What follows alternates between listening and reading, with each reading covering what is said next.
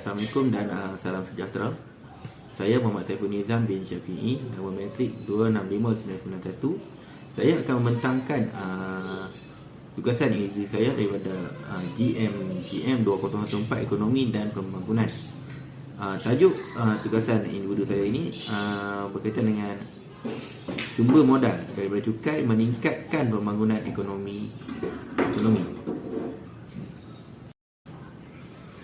Okey, seterusnya kita tengok kepada pengenalan konsep pembangunan ekonomi.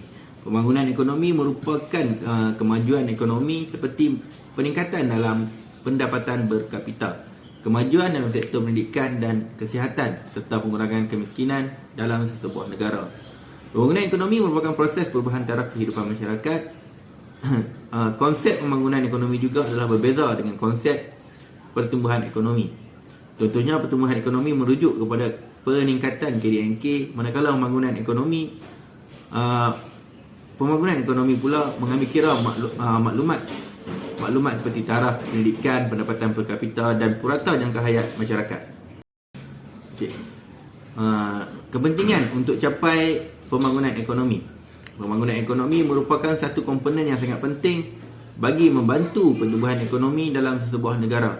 Antaranya adalah dapat meningkatkan taraf kehidupan masyarakat. Contohnya, pembangunan ekonomi memberi kesan yang baik kepada infrastruktur awam yang digunakan oleh orang ramai. Dengan itu, ia dapat meningkatkan taraf kehidupan masyarakat dalam sebuah negara. Pembangunan ekonomi juga dapat membantu dalam meningkatkan peluang pekerjaan kepada masyarakat. Selain peningkatan peluang pekerjaan tersebut, dapat mengurangkan pengangguran dalam negara. Okey, seterusnya mari kita lihat apa yang dibincangkan dalam sumber modal. Sumber modal merupakan jumlah kewangan yang dimiliki yang bertujuan untuk dilaburkan atau untuk gunaan produktif. Hasil cukai merupakan salah satu sumber modal kerajaan. Semakin tinggi hasil cukai yang dikutip, semakin banyak perkembangan ekonomi yang dapat dilakukan dalam sebuah negara tersebut. Oleh sebab itu, sangat penting bagi rakyat untuk memberi sokongan kepada kerajaan untuk melancarkan proses ketupan cukai. Okey, seterusnya jenis-jenis cukai yang dapat dikutip oleh kerajaan. Antaranya jenis cukai yang dikenakan di Malaysia adalah seperti cukai langsung dan cukai tidak langsung. Cukai langsung merupakan cukai yang dibayar secara langsung kepada kerajaan. Contohnya, cukai pendapatan individu dan cukai keuntungan harta tanah. Okey, cukai tidak langsung pula dikenakan kepada individu dan tidak dibayar secara langsung kepada kerajaan, seperti cukai perkhidmatan. Antara cukai yang dikenakan, cukai pendapatan, cukai jualan dan perkhidmatan SST, cukai syarikat, duty excise, cukai barangan dan perkhidmatan GST, cukai ad valorem. Okey, isu-isu semasa berkaitan sumber modal cukai terhadap pembangunan ekonomi negara Malaysia. Kerajaan boleh memberi keutamaan pengurangan cukai ini kepada sektor terjejas sewaktu COVID-19. Di samping itu, cukai barangan dan perkhidmatan GST dicadangkan semula oleh pihak Pertubuhan Kerjasama dan Perkembangan Ekonomi sebagai strategi fiskal jangka pertengahan untuk menyelesaikan masalah tersebut. Jika hasil kutipan cukai tidak digunakan dengan baik, maka sumber modal cukai itu tidak akan mencukupi. Hal ini kerana jika perniagaan dapat dikembangkan, maka pendapatan masyarakat juga akan meningkat dan hasil cukai yang dapat dikutip juga akan meningkat. Okey, seterusnya mari kita lihat implikasi sumber modal cukai. Okey, implikasi terhadap pengguna. Memberi impak kepada jumlah pendapatan pengguna. Contohnya, jika kerajaan melaksanakan semula cukai barangan dan perkhidmatan GST, pengguna haruslah membayar lebih mahal barangan yang ingin dibeli atau perkhidmatan yang ingin digunakan berbanding jika barangan dan perkhidmatan tersebut tidak dikenakan cukai.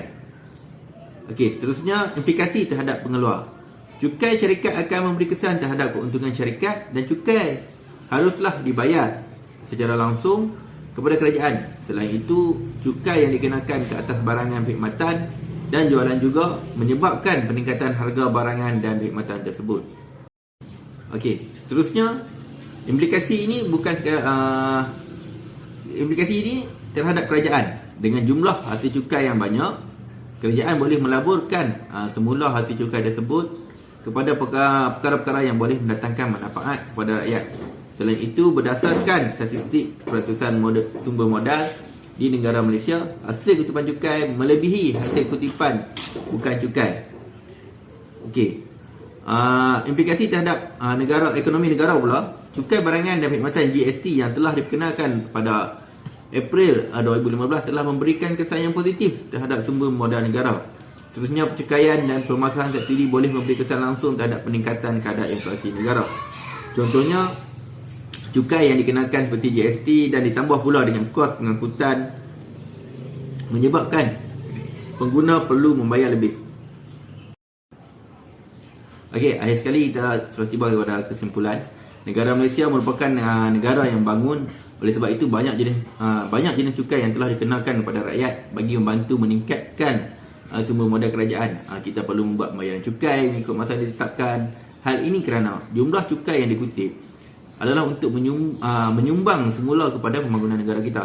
Pada akhirnya, pembangunan ekonomi negara yang dicapai dinikmati rakyat sendiri. Okey, sekian saja daripada saya. Okey, terima kasih.